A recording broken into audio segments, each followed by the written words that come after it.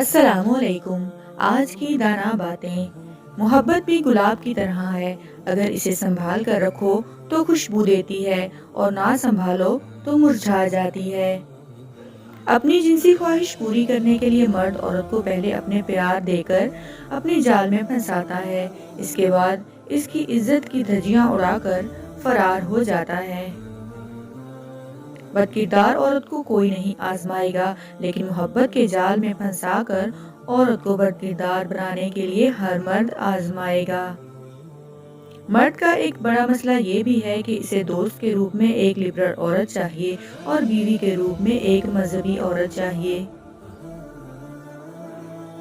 مرد جس عورت سے سچی محبت کرتا ہے اسے پوری دنیا کے سامنے قبول کرتا ہے، اور جس عورت کی اہمیت نہیں ہوتی مرد کی نظروں میں وہ صرف بند کمرے میں قید رہ جاتی ہے۔ چاہا جانا بھی ایک کرب ہے۔ اگر آپ کے چاہنے والے بے شمار ہوں اور ہاتھ تھامنے والا کوئی نہ ہو تو یقین کریں یہ بھی ایک اذیت ہے۔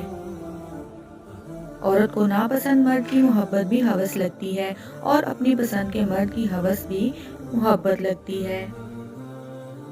میں ہر بار اپنے بگڑے وجود کو سمیٹ رہی ہوتی ہوں، لیکن وہ میرے پاس پھر سے آتا ہے، مجھے پھر سے توڑتا ہے اور واپس چلا جاتا ہے۔